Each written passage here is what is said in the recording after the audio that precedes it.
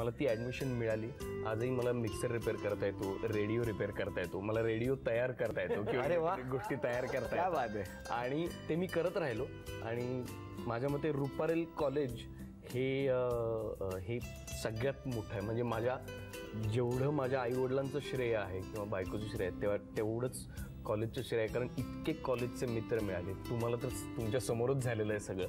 मग आता तुमच्याकडे येतो. तुमच्याबद्दल बरंच यापूर्वी आपण ऐकलेलं आहे या कार्यक्रमातून. पण TP2 किंवा टाइमपास 2 या चित्रपटासाठी जेव्हा प्राजू या रोलसाठी विचारलं ते कसं काय? ॲक्च्युली खूप आम्ही ॲडव्हर्टायझिंगमध्ये केलं होतं काम. आणि मी फक्त रवी बरोबर नाही, मेघना पण होती तेव्हा. मी एकत्र काम केलंय तिघांनी. आणि दर्शन बरोबरही तो ज्या विद्यार्थ्यांची बालनाट्य म्हणतोय त्याच्यात आम्ही पहिल्यांदा एका बालनाट्यातच भेटलो. का? आविष्कारचं आला नाटक होतं. मी आणि दर्शननी, मी तेव्हा 7वीत वगैरे काहीतरी होते. तर असं दोघांबरोबरही आधी काम केलं होतं, त्यामुळे नवीन ते नव्हतं. पण ऑफकोर्स TPच्या टीममध्ये मी नवीन होते, प्राजू म्हणून मी नवीन होते.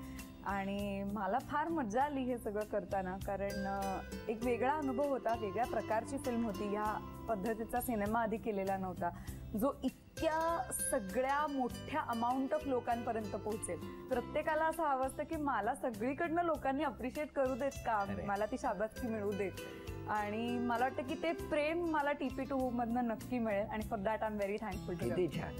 तुम्हाला तुमची प्राजू कुठे मिळाली? मला माझी प्राजू मुलुंड कॉलेज ऑफ कॉमर्सला मिळाली. 1 मिनिट. यांची प्राजू मुलुंड कॉलेज ऑफ कॉमर्समध्ये यांना मिळाली असं दर्शन म्हणतायत. पण मला तुमच्याही लक्षात आलं असेल की ही 22 मिनिटं कशी सारखं निघून गेली लक्षातही आलं नाही. कारण गप्पा आहेत आणि गप्पा ह्या सुरूच राहणार. या चौघांनाही आशीर्वाद द्या.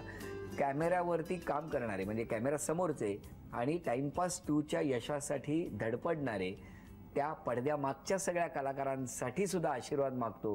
आणि आजचा भाग इथेच संपवतो. पण हो, पुढच्या भागात पुन्हा या गप्पा आपण सुरू ठेवणार आहोत. या पाहायला विसरू नका होम मिनिस्टर, फक्त झी मराठीवर. नमस्कार.